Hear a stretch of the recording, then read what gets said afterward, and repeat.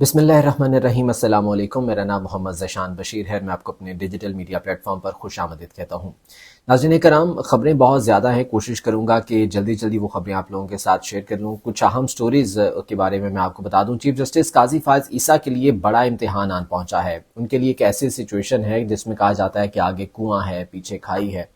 बल्कि बात यहाँ तक आ चुकी है कि चीफ जस्टिस काजी फ़ाइज़ ईसा के इस्तीफ़े के हवाले से जो है वो सवाल किया जा रहा है कि क्या वो इस्तीफ़ा देने के लिए जा रहे हैं। ये सिचुएशन क्यों डेवलप हुई है, कैसे डेवलप हुई है, इस बारे में बात करेंगे। नंबर 2 मैं आपको बताऊंगा इमरान खान का दुश्मन नंबर 1, इमरान खान का दुश्मन नंबर 1 उसने इस्तीफा दे दिया है। ये वो शख्सियत है जो कि इमरान खान को निशाना बनाने में सबसे आगे रही, पेश रही। इमरान खान को माइनस करने के ख्वाब देखते देखते ये शख्स खुद माइनस हो गया है। इसका इस्तीफा क्या है, ये कौन सी शख्सियत है, इस बारे में आपको बताऊंगा। और ऐसे वक्त में कि जब इलेक्शन में तकरीबन 30 के करीब दिन बाकी बचे हैं, 30-31 दिन बाकी बचे हैं, एमरजेंसी के नफाज की, पीसीओ एमरजेंसी के नफाज की खबरें जो है वो अब जोर पकड़ गई हैं। हफीजुल्लाह नियाज़ी साहब इस हवाले से आर्टिकल में जिक्र कर चुके हैं एमरजेंसी के नफाज के हवाले से, और कि जिस सिस्टम ऐसी सिचुएशन होगी कि सिस्टम लपेट दिया जाएगा। ये तमाम तर चीज़ें जो है वो हो चुकी हैं। अफसोसनाक है, इस तरह की बातें नहीं होनी चाहिए, लेकिन अब ये तासुर गहरा हो रहा है, ये खबरें जोर पकड़ रही हैं। इसके अलावा कुछ और दीगर अहम खबरें हैं, वो भी आपके सामने रखूंगा। गुफ्तगू का आगाज़ करते हैं। आगाज़ में गुजारिश यही करूंगा कि मेरे चैनल को सब्सक्राइब कर लीजिए अगर अभी तक आपने सब्सक्राइब नहीं किया है, और इस वीडियो को लाइक और शेयर भी ज़रूर कीजिएगा। अपनी मोहब्बतों का इजहार यूं ही करते रहिए जैसे आप कर रहे हैं, और अपनी राय के बारे में भी ज़रूर आगाह कीजिएगा, क्योंकि आपकी राय मेरे लिए इंतहाई काबिल कदर है, काबिल मोहतरम है। अच्छा नाज़रीन कराम, गुज़िश्ता 24 से 36 घंटे के दौरान जो सिचुएशन पाकिस्तान में डेवलप हुई है, इंतहाई बेयकीनी की कैफियत है, इंतहाई बेयकीनी की फ़ज़ा है। अनफॉर्चुनेटली अभी तक हम ये तायुन नहीं कर पा रहे हैं कि पाकिस्तान में इलेक्शन होंगे भी या नहीं होंगे। ये खबरें बाकायदा तौर पर अब ज़ेरे गर्दिश पहले भी थी, लेकिन अब कुछ ज़्यादा है। इस्लामाबाद में तो इस हवाले से बाकायदा तौर पर यह चीज़ डिस्कस हो रही है कि आया कि इंतखाबात होंगे या नहीं होंगे। चीफ जस्टिस तो इसको पत्थर पर लकीर करार दे चुके हैं, लेकिन क्या वो पत्थर पर लकीर बरकरार रहेगी, क्या वो पत्थर बरकरार रहेगा जिस पर लकीर लगाई गई थी। हुआ क्या, ये ज़रा समझने की ज़रूरत है कि ऐसा है क्यों, और क्यों ये तमाम तर सिचुएशन जो है वो डेवलप हुई है। देखें, जब मियां नवाज शरीफ मुल्क में नहीं थे तो PMLN का बहुत बुरा हाल था। उसकी मकबूलियत बिल्कुल आप कह दें कि सिफर पे भी नहीं बल्कि माइनस में जा चुकी थी। लोग गालियां निकाल रहे थे। तमाम तर उम्मीदें वाबस्ता की गई थी मियां नवाज शरीफ की वापसी से कि मियां नवाज शरीफ वापस आएंगे तो वोटर एक बार फिर से फाल हो जाएगा, मुस्लिम लीग नून एक बार फिर से अवाम में मकबूल हो जाएगी। और यहाँ पर जो मुक्तदरा है वो भी यही उम्मीदें लगाई बैठी थी कि शायद मुस्लिम लीग नून एक बार फिर से अवाम में मकबूल हो जाएगी मियां नवाज शरीफ अगर वापस आएंगे। अब होता क्या है कि मियां नवाज शरीफ वापस आते हैं और उसके बाद आप देख लें क्या सूरत हाल है। मुख्तलिफ सर्वेस करवाए जाते हैं, उन सर्वेस में ये भांडा फूटता है कि PMLN की तो मकबूलियत है ही नहीं है, बिल्कुल सिफर है।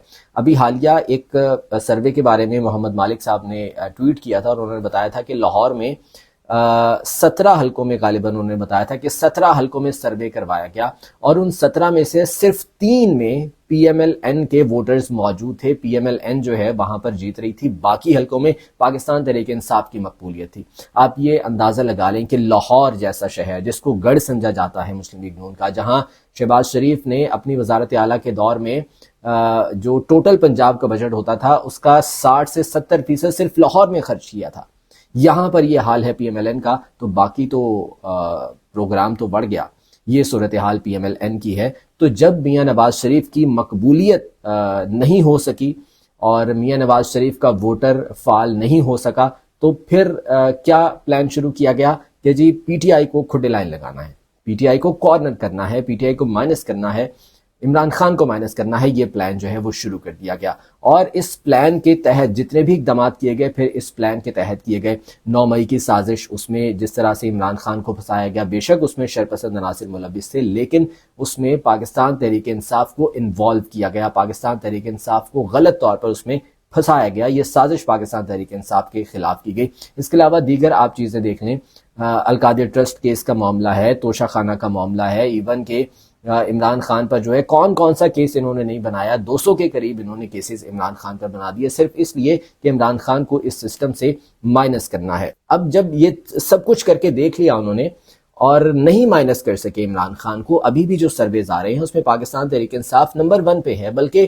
اس کے مقابل پہ کوئی ہے ہی نہیں ہے. اتنے ووٹرز جو ہے وہ، اور ابھی بھی یہ دکھائی دے رہا ہے کہ اگر الیکشن کروا دیے جاتے ہیں تو پاکستان تحریک انصاف شاید وہاں سے ووٹ نکال لے گی، تمام تر دھاندلی بلکہ دھاندلوں کے باوجود اپنا ووٹ وہاں سے نکالے گی، اپنی سیٹیں وہاں سے نکالے گی. تو اب ایک گراؤنڈ بنایا جا رہا ہے کہ الیکشن ملتوی کروانے کے حوالے سے. وہ قوتیں جنہوں نے کے پی میں اور پنجاب میں الیکشن پہلے بھی نہیں ہونے دیے تھے، وہ قوتیں ایک بار پھر سے سرگرم ہیں.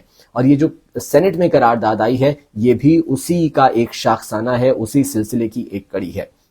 یہ گراؤنڈ جو ہے باقاعدہ طور پر بنائی جا رہی ہے. اب خبر یہ ہے کہ یہ جو قرارداد پاس کروائی گئی تھی سینٹ سے، جو کہ ایک دفعہ نہیں 2 دفعہ پاس ہوتی ہے، یہ قرارداد نوٹیفیکیشن کی صورت میں ایوان صدر کو بھی بھجوا دی گئی، وزیر اعظم سیکریٹریٹ کو بھی بھجوا دی گئی، وزارت قانون کو بھی بھجوا دی گئی، اور الیکشن کمیشن کو بھی بھجوا دی گئی ہے. اور یہ تمام کو بائی ہینڈ نوٹیفیکیشن بھجوایا گیا ہے، کیونکہ چھٹی کا دن تھا. ڈاک کے ذریعے اگر جاتا تو پیر تک انتظار کرنا پڑتا، تو بائی ہینڈ یہ نوٹیفیکیشن بھجوا دیا گیا. الیکشن کمیشن نے تصدیق کر دی ہے کہ اس کو نوٹیفیکیشن موصول ہو گیا ہے. اب الیکشن کمیشن کیا کر رہا ہے؟ الیکشن کمیشن اب اس پر اجلاس بلانے کی ایک پلاننگ کر رہا ہے کہ اس پر ایک اجلاس بلایا جائے گا، اس نوٹیفیکیشن اس قرارداد کے حوالے سے مشاورت کی جائے گی اور اس کے بعد سپریم کورٹ سے رجوع کیا جائے گا. اب اگر الیکشن کمیشن جاتا ہے اس قرارداد کی بیس پر سپریم کورٹ میں تو ہوگا کیا؟ پھر سے یہ معاملہ کیونکہ پینڈنگ ہے الیکشن کا معاملہ وہاں پر چیف جسٹس قاضی فائز عیسیٰ کی عدالت میں، تو اس معاملے کو دوبارہ سے جو ہے وہ ٹیک اپ کیا جائے گا، اٹھایا جائے گا، اس کی سماعت ہوگی. اب چیف جسٹس صاحب اپنے کیسز میں بارہا اس چیز کا ذکر کر چکے ہیں کہ پارلیمنٹ سپریم ہے. پریکٹس اینڈ پروسیجر کیس ہو یا ابھی یہ جو کیس چل رہا ہے نااہلی کے حوالے سے 62(1)(f) کے حوالے سے یہ کیس ہو، اس میں بارہا وہ یہ ذکر کر چکے ہیں، وہ یہ کہہ چکے ہیں کہ پارلیمنٹ سپریم ہے، پارلیمنٹ سپریم ادارہ ہے، اور پارلیمنٹ میں جو چیز آتی ہے اس کو فراموش نہیں کیا جا سکتا، اس کو اگنور نہیں کیا جا سکتا. یہ تمام تر باتیں آن ریکارڈ چیف جسٹس قاضی فائز عیسیٰ کی موجود ہیں. تو کیا پارلیمنٹ کے اس بل کو، اس قرارداد کو، ایوان بالا کے سینٹ کے اس قرارداد کو بھی وہ یہی کہہ کر تسلیم کر لیں گے کہ پارلیمنٹ سپریم ہے؟ اگر وہ اس کو تسلیم کر لیں گے تو اس کا مطلب ہے کہ پھر پتھر پر لکیر والا معاملہ تو ختم ہو گیا. اور اگر وہ یہ کہتے ہیں کہ جی پتھر پر لکیر ہے، 8 فروری کو الیکشن ہونے ہیں، ہم اس قرارداد کی جو وہ ہے وہ تسلیم نہیں کرتے، اس کی کوئی قانونی حیثیت نہیں ہے، تو پھر اس سے پہلے پی ڈی ایم کے بالکل آخری دنوں میں جو دھڑا دھڑ قانون سازیاں ہوئی تھی، ایک کے بعد ایک قانون، یہ 62(1)(f) جس کا کیس سن رہے ہیں یہ بھی اسی کی ایک کڑی ہے، اسی کا ایک حصہ ہے. وہ قانون سازیاں کیا وہ پھر درست مانی جائیں گی؟ اگر یہ قرارداد درست نہیں ہے تو پھر وہ قانون سازی بھی درست نہیں تھی، اور اگر یہ قرارداد درست ہے اور وہ قانون سازی بھی درست تھی، پھر پتھر پر لکیر کہاں گئی؟ اب یہ معاملہ کا جسٹس قاضی فائز عیسیٰ کے سامنے جب جائے گا تو ان کے لیے ایک بہت مشکل سچویشن ہے، ایک بہت بڑا امتحان ہے. اور یہی وجہ ہے کہ چیف جسٹس قاضی فائز عیسیٰ کے حوالے سے اب یہ سوال اٹھایا جا رہا ہے کہ کیا وہ استعفیٰ دیں گے اس معاملے پر. صدیق جان سینئر صحافی ہیں، انہوں نے ایک خبر دی ہے، وہ یہ کہہ رہے ہیں کہ جی الیکشن ڈیلے کے حوالے سے چیف جسٹس قاضی فائز عیسیٰ صاحب کو بھی آن بورڈ لیا گیا ہے. یہ بہت بڑی خبر ہے، اگر یہ واقعی ایسا ہے تو یہ بہت بڑی خبر ہے. اگر آن بورڈ لیا گیا ہے چیف جسٹس قاضی فائز عیسیٰ صاحب کو، تو پھر وہ کس منہ سے کھلی عدالت میں یہ کہیں گے کہ جی ٹھیک ہے آپ الیکشن ڈیلے کروا دیں؟ کیا ایسی سچویشن بنائی جائے گی پاکستان میں؟ خدا نہ خواستہ کوئی ایسا واقعہ اگر وقوع پذیر ہو جاتا ہے جس کا ملک کو نقصان ہوگا، تو ڈیفینیٹلی جو پولیٹیکل انسٹیبلٹی ہے اس میں اضافہ ہوگا. الیکشن نہیں ہوگا تو پولیٹیکل انسٹیبلٹی بڑھے گی، پاکستان معاشی طور پر مزید بھون میں دھسا چلا جائے گا. تو یہ سچویشن بہت خطرناک ہونے کے لیے جا رہی ہے پاکستان کے لیے، ان کیس اگر یہ الیکشن نہیں کرواتے ہیں وقت پر. پاکستان تحریک انصاف تو اس وقت سے الیکشن کا مطالبہ کر رہی ہے جب یہ اس وقت بھی الیکشن کروانے کے موڈ میں نہیں تھے. کے پی اور پنجاب کا الیکشن اسی لیے ڈیلے کیا گیا تھا، اور اب یہ والے الیکشنز بھی یہ ڈیلے کروانے کے لیے جا رہے ہیں. اچھا، اس میں ایک اور ڈیولپمنٹ یہ ہوئی جو جہاں سے ان کا گیم پلان خراب ہوا، وہ یہ تھا کہ انہوں نے پلان یہ کیا ہوا تھا کہ آروز کے ذریعے کاغذات نامزدگی نامینیشن پیپر جو ہے وہ مسترد کروائیں گے اور پی ٹی آئی کے لوگوں کو الیکشن سے باہر کر دیں گے. اب وہ تو انہوں نے کر دیا. اس کے بعد جب اپیلیٹ ٹریبونلز میں معاملہ گیا ہے، وہاں پر کاغذات منظور ہونا شروع ہو گئے ہیں، اور اطلاعات یہ ہیں کہ 10 جنوری تک جب تک یہ سماعتیں چلیں گی تقریباً 90% پاکستان تحریک انصاف کے لوگوں کے کاغذات منظور کر لیے جائیں گے، کیونکہ اعتراضات میں دم ہی نہیں ہے.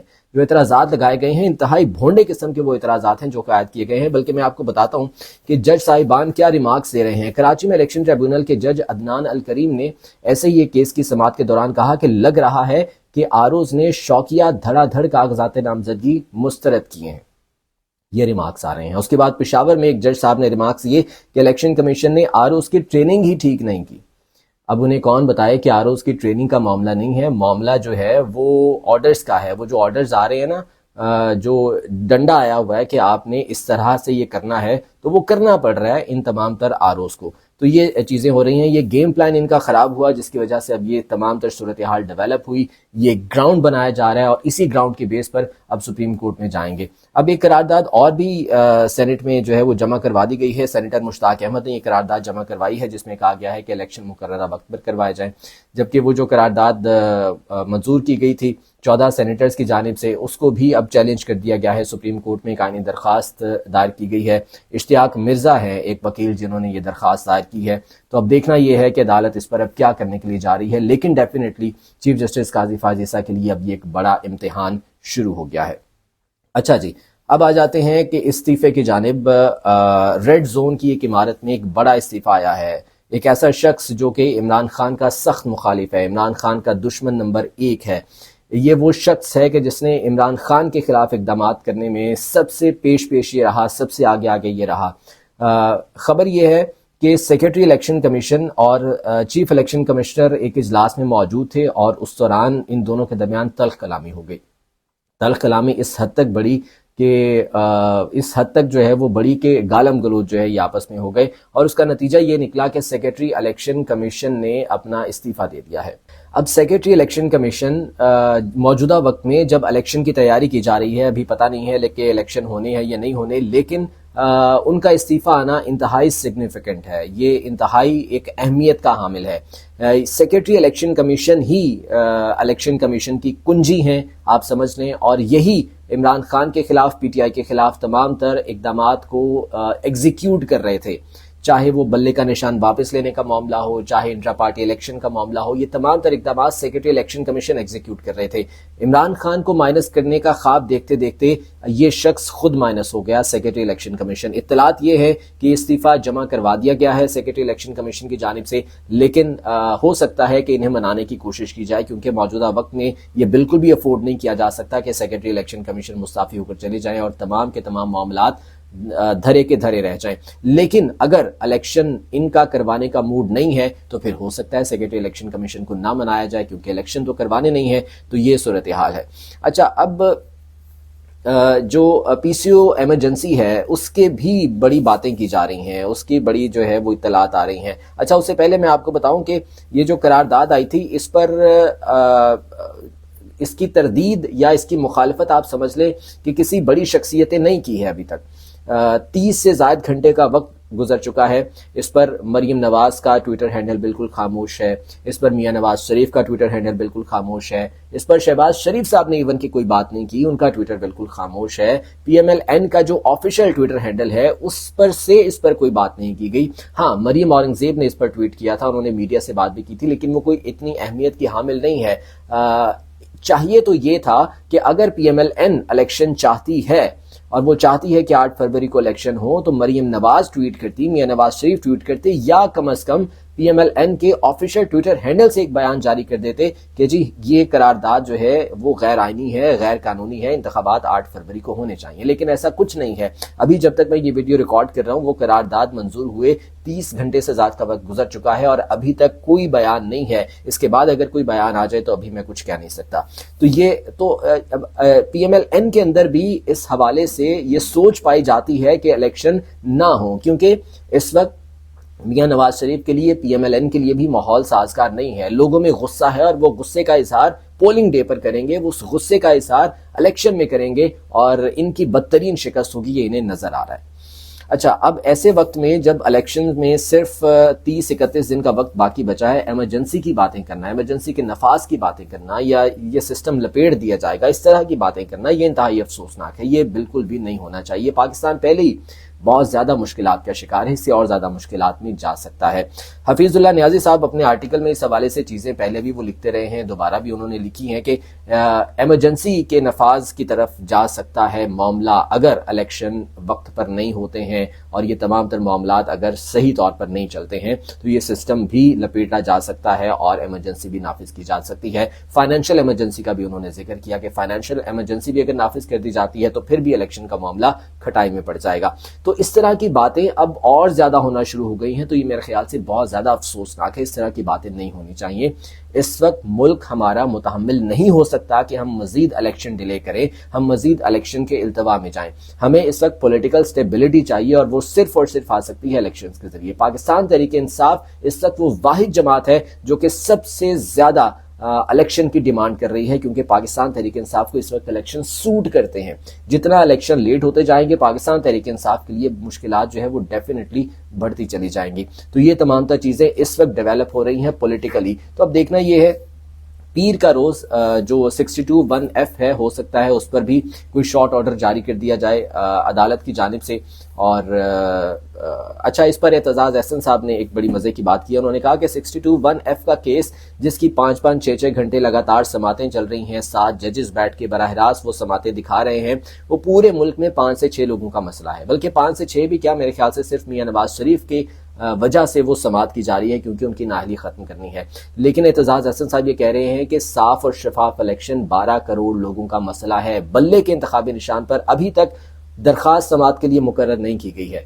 اعتزاز احسن صاحب تو 12 کروڑ کی بات کر رہے ہیں نا، میرا ذاتی خیال ہے کہ تقریباً 20 کروڑ لوگوں کا یہ مسئلہ ہے کہ بلے کے انتخابی نشان کے حوالے سے درخواست ابھی تک سماعت کے لیے مقرر نہیں کی گئی ہے۔ یہ ایک بہت بڑا سوال ہے۔ تو دیکھتے ہیں پیر کے روز اب یہ تمام تر درخواستیں عدالت کے سامنے ہوں گی تو اس پر کیا فیصلہ ہوتا ہے، اور chief justice of Pakistan justice قاضی فائز عیسیٰ اب اس امتحان کا کیسے سامنا کریں گے اور ان کی جانب سے کیا رد عمل آتا ہے، یہ بہت زیادہ امپورٹنٹ ہوگا دیکھنا۔